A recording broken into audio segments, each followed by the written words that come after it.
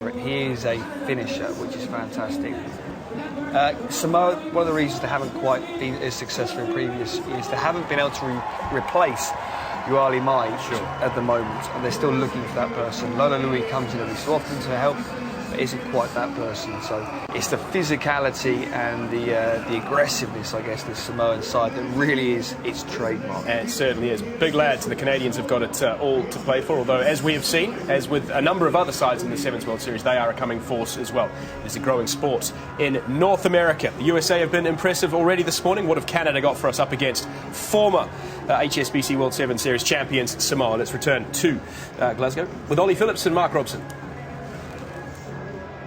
Well-balanced side, a combination of pace and power, and I think they could really light up this tournament over here. Canada, in contrast, very consistent, but a lot of these players have played together all tournament, and they can really spring an upset. Yeah, and remember, Canada not out of that qualification dogfight. 54 points they have. They're 8 points clear of Scotland and the USA. So what they do not want is a bizarre sequence of results. They want to be in the main competition next season. So the first offence of this Pool A game between Samoa and Canada, and it's a knock forward. Of course, Samoa can strike from anywhere. It'll be fascinating to see how Pessamino goes today. He's a bit of a veteran these days, the 29-year-old in his 34th Sevens tournament. So Yosefo gets the ball in, and that's Fayapale. It's getting a little bit dull here in Glasgow. We had plenty of sunshine for the early games. Very cold here in Scotstoun this morning, and trying to barrel his way through is Rufeni Lavasa. 70 tries for him in the series. Another one of the experienced Samoans in this starting seven. Canada at the moment just being too passive in their defence. They're they're just allowing this Samoan side to play, and when you give the Samoan side time and space on the ball, they're gonna make you pay. And Pessamino nearly went through there. Canada need to be a bit more aggressive, get in their faces, try and disrupt their play, try and disrupt their rhythm. Yeah, it was our first chance to see Pessamino go, and we know all about his class, but a good covering tackle in the end by Kieran Hearn. But it was scrambling defence. Here we go. Let's go. 9-1-2. There you are, all-time try scorers for Samoa. He's right at the top of that, ahead of the great Uli Mai. So a bit of possession for Canada now. Good squeeze, pressing defence there by the Samoans, forcing the Canadians to kick there through Kieran Hearn. And Samoa off and running again through Lolo. Interesting decision from Samoa there to take that quick line out. Only 2 men back against a 4-man Canadian defence. They need to be looking up, seeing what's in front of them, take the line out, reset. They've just gifted a gifted ball back to Canada there, quite straightforwardly. And climbing for the ball and winning it well there, Chauncey O'Toole, who plays in the back row in 15-a-side game. And the handoff coming in strongly there from Sean Duke. Hirayama wearing 9, and will Canada go for a little bit of width here, taking the narrower channel and showing good power and trying to smash their way through. And now maybe they will find a hole in this Samoan defence. Taylor Paris in possession for Canada. And the first time they have pressed on the Samoan line, but they've infringed on the breakdown, and Samoa get the penalty for not releasing. Crucial turnover from Lavasa there. Samoans, not typical for them. They're dropping off their tackles and breezing their way through, and Lavasa makes a crucial tackle there. For me, we talked about Pessamino coming back into this game.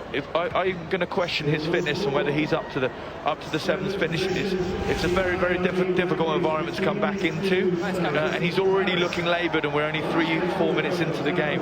Let's see if he's got that fitness to keep going. Early doors as well, only first game up.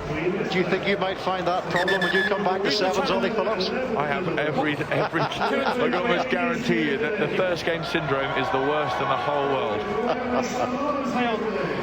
And Samoa won this line out. It's Lolo again in possession, and Yosefo fires it out. Now there's a hole here, there's a channel there for Samoa to attack, and it's Yosefo who goes, and he finds the offload and gets support from Iono. And Iono needs a little bit of width here, and they've got it, and it's Pessamino. And Pessamino may struggle for his fitness, but he won't struggle when it comes to finishing. Great break by Yosefo, like Pessamino, back into the squad, a crucial player for them. Fabulous break, and then a wonderful offload to Iono. And when this Samoan side get going, and when they can spot their offloads, they're fabulous with their support runners, and a wonderful try just to kickstart Pessamino back on his return. Well, as Yosefo, who set this up, Taylor Paris did his best to break down the move, but Iono, well, he checked inside, and look the way he used Lavasa, and then Pessamino on the wide outside, and it was simple in the end, but well crafted try. Far Pally with great offloaders, not necessarily great kickers, perhaps. Well, I was up the boomerang kick, almost hit himself in the back of the head with that one. It was just a warm-up. It was just a warm-up for him. Now, typically Samoa, they've got great height and power on these restarts, and they can get some fabulous ball retention. They can kick to the width, to the centre of the middle, but they crowd you and they try and hold you up. Let's see how the Canadians cope. We've talked this morning about the importance of the restarts in sevens rugby. That one didn't go too well from a Samoan perspective. It was Asifa Amatala who was trying to get on the end of it, and Samoa may well get on the end of it here, and they do, and they've got another one, and the try scorer is Leo Lolo. So 2 tries in very short tenure by Samoa. His 17th try in the World Series this season, and suddenly Samoa look to be in a comfortable position. I think, I know we said that Samoa didn't necessarily retain the ball off that restart, but what we saw is they managed to challenge and put a lot of pressure on this Canadian side. And then, by the sheer height that they get off that restart, they're allowed to then crowd and cause mistakes. And that's what we saw from Canada there, that they felt under pressure, poor passes, people shoveling the ball on, and then Samoa just make you pay the penalty. And that was a straightforward, relatively easy try from looking on from the outside. But it's well worked from this Samoan side, because they know exactly what they're doing on restarts, and they'll have calls. They'll have call where they'll kick either wide right, straight down the middle, or wide left, and they will crowd and they will get up so fast. And because of the sheer height they get on that restart, it allows them to win a lot of ball back.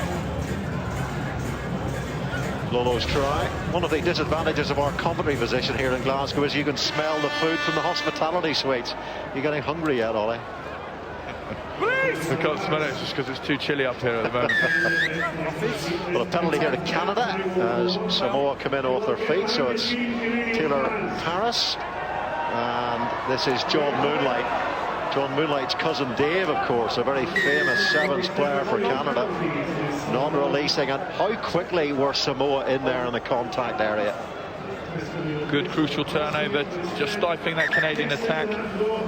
They go into the half-time 12-0 up, confident, playing well. Their offloading game's looking dangerous. Ominous signs here for this Canadian side. What they need to do to get back into the game, win some restarts, keep some more possession. Create the space, suck in the Samoan defenders, and then ship it wide to the likes of Sean Duke out wide. Absolutely, and can't gift tries to the Samoans either, as they did late on in that first half. Though, still in it, 12 points is all the Samoan leaders at the moment. Let's return to Glasgow with Mark and Ollie.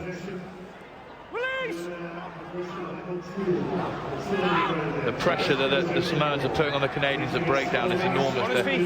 Their power, they just go at it so aggressively, and they make it such a 50-50 call. This is Hirayama. Oh, good dummy by Hirayama. Now he's got the pace to get on the outside. Well, there's plenty of Samoan defenders across very quickly there, including Pessamino, who does a bit of the red rum there. There's a bit of Beecher's Brook thrown into the Glasgow Sevens. And Samoa get the penalty, not releasing, so they may well go quickly here through Iono and Yosefo. He had Lavasa outside him. And again, it's Samoa coming out on tops at the breakdown. Oh, little fumble by Fa Pale. Knock on, scrummage to Canada. nearly knocked that straight into his hands, and he could have gone the full length there. But a little bit scrappy, a scrappy start to the second half here. Either side just need to take control of the game, get some ball retention, move it away from the breakdown, because both are clearly trying to make that a bit of a dogfight, a bit of a 50-50 call.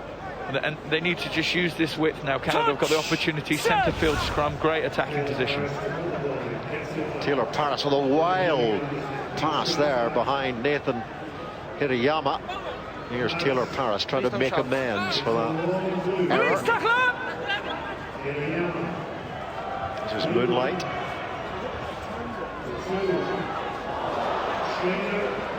Connor Traynor sets the ball for Moonlight. And here's Hirayama again.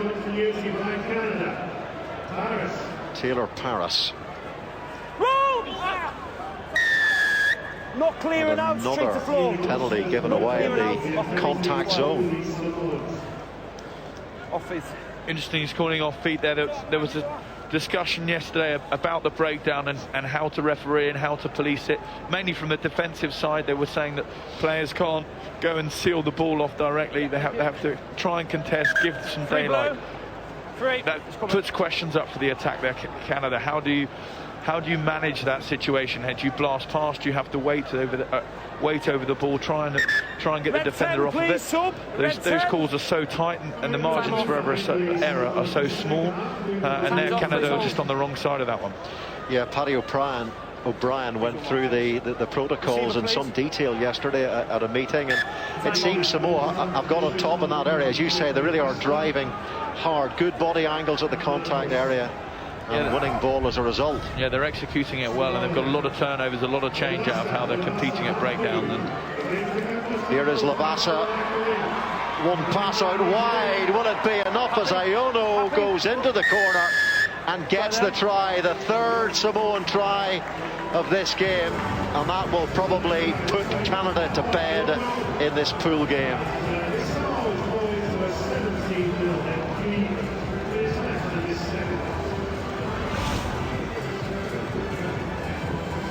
Simple play from Samoa here, just taking out the middle, relying on their power, and then switching the direction back, and they hold the width well, and Canada just caught over chasing, trying to win the ball back, trying to get a bit too over-eager, and they get caught out, and Samoa execute it well. Well, they switched direction so well there, didn't they, Samoa? Lavasa just reads it well. He goes through the middle, he's strong enough, he breaks through the tackle, and then changes the direction back. When you've got someone as strong as Iono to bust his way through and carry two Canadians out on his back all the way, it does help. He's been prolific, hasn't he? Afa Iono, the captain. And Samoa lead this Pool A game by 17 points to 0. Remember, South Africa and Kenya also in this pool. They put together a tremendous game of sevens rugby before this one. William Baka in particular looked very powerful indeed for the Kenyan side. Here's Moonlight. Again, another loose pass, but eventually ends up in the hands of Tyler Adron. Move for tackle! This is Moonlight. Again, he's trying to show that power and stays on his feet so well there. And it's Tololo tries to bring him down. And here come Canada now through Phil Mack. He gets some support on the outside. This is Sean Duke, top try scorer on this Canadian side, with 84 to his name, but they'd love to get a try here, and they are going to get a try. Canada at last have managed to get a score, and it's well deserved. They certainly showed some power through the middle there, and it's Jeffrey Hassler with the touchdown. What a bit of power there. You don't see very often the Samoans getting bounced, but great power running from Hassler. He breezes through the first tackle, and then this is a fabulous sit down from him, and great strength to possibly bring this Canadian side back into the game. It's a bit of the Henry Tuolangis about that. Maybe a few years ago, the big Perpignan number 8. What a ball carrier. Great restart there from Canada. getting ball retention, kicked it right onto the 10, loads of air time so they can challenge, get it back. They can score quickly, you never know what can happen. Well, Tyler Ardron gets the offload away to that man again, and gets the offload away as well. And this is Sean Duke who scores the try. Well, do Canada have the time here to get back into this match? Hassler again, instrumental. They win the ball off the restart. His power and pace gets him through that hole, and he looks for the offload. And Sean Duke, sorry, he's a clinical finisher. He's got pace, and that was a relatively straightforward one for him to walk in. Well, there's 34 seconds to go, so we're certainly going to get the chance for at least one more play in this game, and all Canada have got to do. This will go straight down the middle. Straight down the middle. They'll try and win this ball back again. So it's Hirayama with the restart. They've got to win it, Canada, and they have won it, and they get the offload, and they are going to get the try. Yes, they are. They've got there, and it's Nanyak Dalla, the captain. Well, the greatest comeback on the first morning of these Glasgow Sevens. Samoa must have been convinced they had this match sealed, but far from it. Real spirit from this Canadian side. Fabulous restart. They put the pressure on. The kick was executed well. They retained the ball, and then they finished it well. Samoa should have had this game dead and buried. 17-0 up with 2-3 minutes to go. This is their game, and they've single-handedly managed to throw it away. And Canada have done unbelievably well to come back into that game. Credit to them. They stuck at it, and they executed their core skills, and that at the end demonstrating it under pressure. Credit to Canada. Well, what an incredible turnaround by this Canadian side. It looked as if Samoa had it all sealed and settled when they moved into an early lead. They looked so strong and powerful with their offloading game, but Canada came back. They showed the power game too, going through the middle through Hassler, and that final try was an absolute classic from the restart. And Nanyak Dalla finishing it off, doing the captain's job off the bench. Excellent exponent of the 15-a-side game as well, isn't he?